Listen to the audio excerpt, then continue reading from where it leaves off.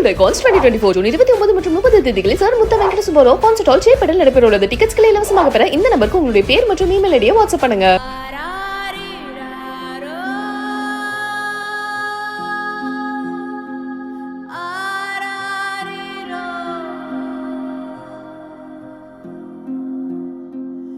Kuwait நாட்டில் நடந்த பயங்கர தீ விபத்தில் உயிரிழந்த தமிழர்கள் உடலை மீட்டு அவரவர்கள் சொந்த ஊருக்கே அனுப்பி வைக்கப்பட்ட காட்சிகள்.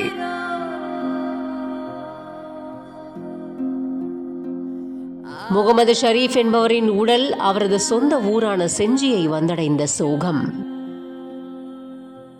குவைத் நாட்டில் நடந்த பயங்கரமான தீ விபத்துல சிக்கி உயிரிழந்த விழுப்புரம் மாவட்டம் செஞ்சி கிருஷ்ணாபுரம் ஜாஃபர்பாக் தெருவை சேர்ந்த 35 வயசான ஷெரீப் அப்படிங்கிறோட உடல் அவரோட இல்லத்துக்கு ஆம்புலன்ஸ் மூலமா கொண்டு வரப்பட்டிருக்கு. குவைத் நாட்டில இருந்து தனி விமானம் மூலமா கொச்சி விமான நிலையம் கொண்டு வரப்பட்ட முகமது ஷரீப் உள்ளிட்ட 7 தமிழர்களோட உடலுக்கு அரசு மரியாதை செய்யப்பட்ட நிலையில பிற்பகல் தனி ஆம்புலன்ஸ் மூலமா செஞ்சிக்கு அனுப்பி வைக்கப்பட்டிருக்கு. அப்போ முகமது ஷரீப் உடலை அவங்களோட குடும்பத்தினர் மற்றும் உறவினர்கள் கண்ணீர் மல்க பெற்றுக்கிட்டாங்க. முகமது ஷரீப் உடலை பார்த்ததும் மனைவி கதறி அழும் காட்சிகள் அங்கிருந்தவங்களை சோகத்துல ஆழ்த்தி இருக்கு. இதை தொடர்ந்து செஞ்சி வருவாய் வட்டாட்சியர் ஏழுமலை தலைமையிலான வருவாய் துறையினர் முகமது ஷரீப் உடலுக்கு மலர் வளையம் வச்சு அஞ்சலி செலுத்தி இருக்காங்க. அவருடைய மத வழக்கப்படி முகமது ஷரீப் உடல் அடக்கம் செய்யப்படும் அப்படின்னு தெரிவிக்கப்பட்டிருக்கு. கோரமான விபத்துல தன் மகன் இறந்ததை பார்த்த பெற்றோர்களும் கணவனின் உடலை பார்த்த மனைவியும் கதறி அழும் காட்சிகள் பார்ப்பவங்களை கண்கலங்க செஞ்சிருக்கு.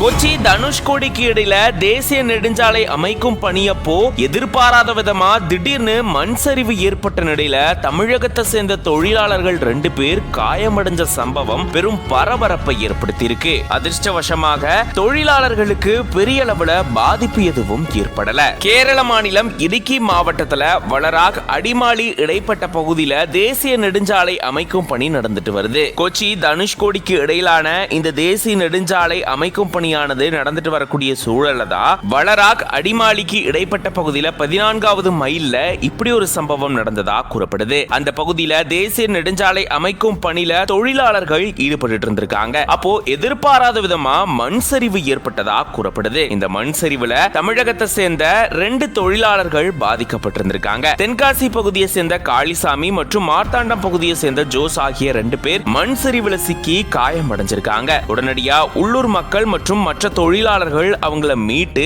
பக்கத்துல இருக்கக்கூடிய அடிமாலி மருத்துவமனையில சேர்த்திருந்திருக்காங்க. இந்த சம்பவத்தால அந்த பகுதியில பெரும் பரபரப்பு சூழல் ஏற்பட்டிருக்கக்கூடிய நிலையில முறையா இது அமைக்காததாலதான் இந்த